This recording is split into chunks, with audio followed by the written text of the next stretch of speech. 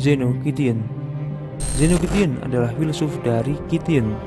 Kition sendiri adalah sebuah kerajaan kecil yang terletak di pesisir Siprus yang kini menjadi bagian Lanarka. Zeno lahir pada tahun 334 sebelum Masehi. Zeno adalah penemu aliran filsafat Stoa atau yang kini dikenal sebagai Stoicisme. Zeno datang dari Kition ke Athena, yaitu ibu kota Yunani pada tahun 312 sebelum Masehi untuk mempelajari filsafat di bawah Xenocrates, murid dan sekaligus keponakan Plato. Para pengikut Zeno disebut juga sebagai Zenonians. Zeno terinspirasi oleh Socrates. Socrates sendiri adalah seorang filsuf dari Yunani yang merupakan salah satu pemikir antroposentrisme yang hidup di zaman Yunani klasik. Pemikiran Socrates bertujuan untuk mengenal manusia dengan memahami aliran semesta melalui teori, yaitu mengubah filsafat alam menjadi filsafat manusia.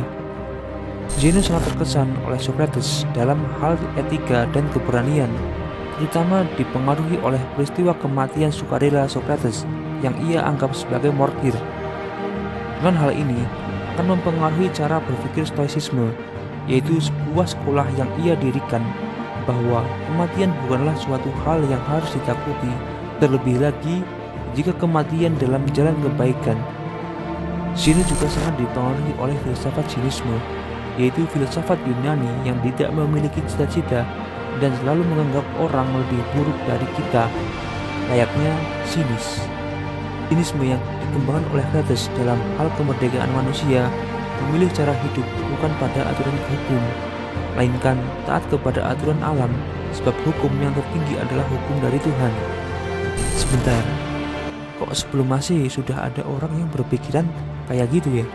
Di zaman dahulu sudah ada mengerti hukum Tuhan, tapi kenapa di zaman sekarang orang pada seenaknya seolah tak bertuhan? Misterius.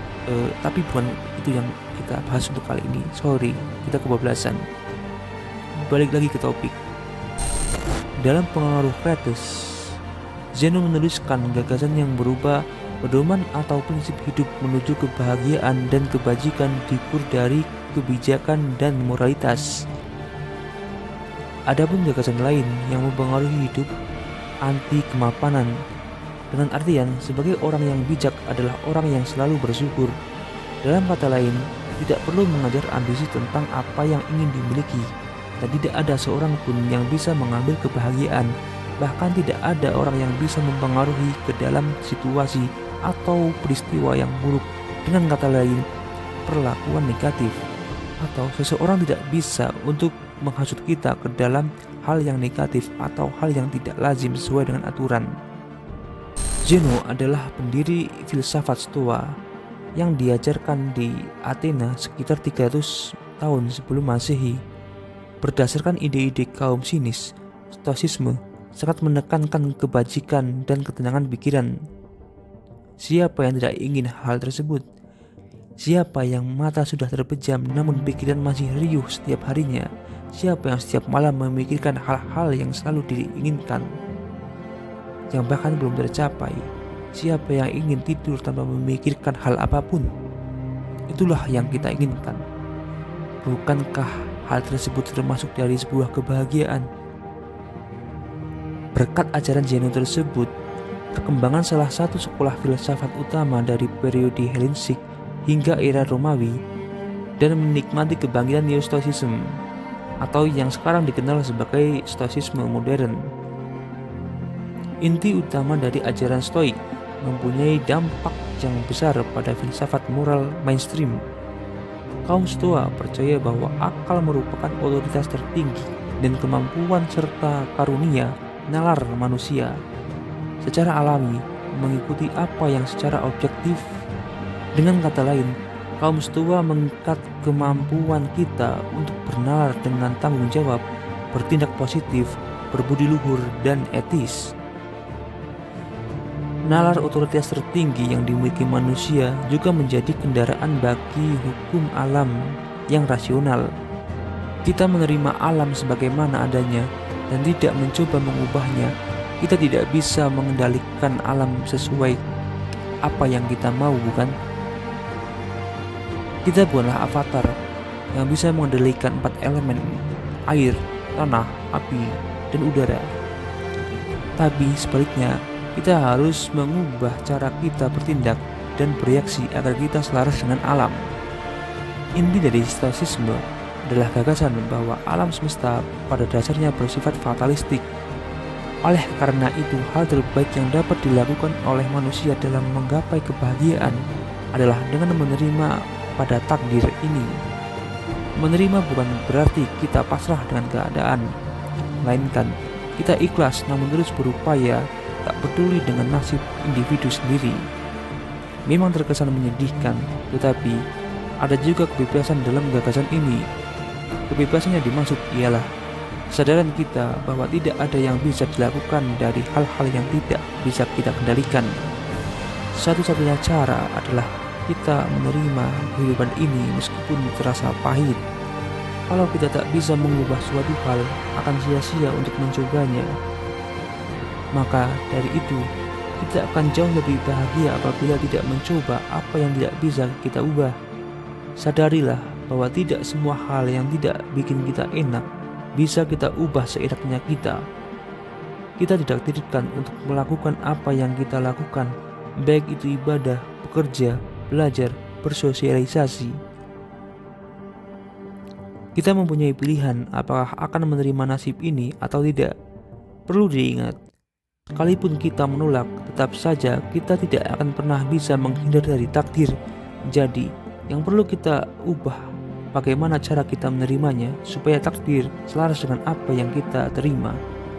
Pendiri sekolah Stoa yaitu Zeno percaya bahwa cara paling bermoral untuk menemukan kebahagiaan ialah dengan menyangkal kesenangan. Maka dari itu, selama hidupnya Zeno hidup sangat sederhana. Dalam arti lain adalah Zeno sangat-sangat sederhana. Apakah Zeno bukan orang kaya sehingga dia mampu hidup sederhana? Tentu saja tidak. Zeno sudahlah sangat bercukupan melebihi kita. Pada zaman dahulu, Zeno sudah tergolong dalam termasuk orang kaya. Zeno sudah jelas sangat berbeda dengan kita. Bagaimana tidak? Ia menahan kesenangan, sedangkan kita selalu mencari kesenangan. Zeno selalu hidup sederhana, sedangkan kita selalu ingin bermewah-mewahan. Zeno yang terbilang kaya, dia mampu hidup sederhana. Sedangkan kita, orang yang sederhana, ingin terlihat kaya, sehingga kantong tercekik, selalu ingin tampil keren bagaikan orang yang kaya. Padahal gajinya ngepas untuk sehari-harinya. Ingin foto di cermin dengan gadget boba meskipun hanya menggunakan kartu tertentu saja. Bahkan menggunakan paylater pun dilakukan demi mendapatkan barangnya. Bukankah itu jelas bahwa kita sangat tidak rasional dengan apa yang kita mampu? Sedangkan Zeno, orang yang jauh dari kata miskin, pada zaman dahulu memilih untuk sederhana. Ia percaya bahwa kita harus mengadopsi kebajikan karena ialah hal yang wajar karena merupakan bagian dari sifat kita, yang artinya kita adalah makhluk yang sebaik-baiknya.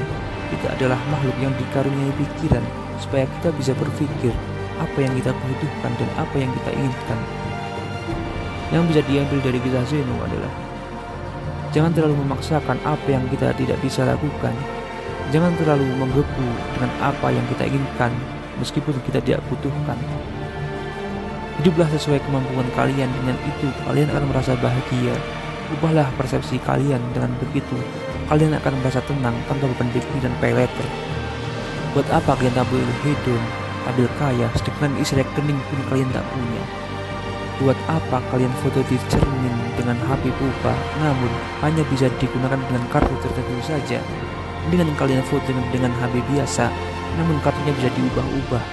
Bukankah itu hal yang lebih rasional dibandingkan kita memaksa untuk menggunakan HP boba? Sadarilah bahwa kita mempunyai batasan masing-masing. Jangan melampaui batasmu jika hidupmu ingin bahagia. Cukup sekian video ini. Semoga ada yang bisa diambil atau yang bisa dipelajari dari video ini. Sampai jumpa di konten selanjutnya. Terima kasih.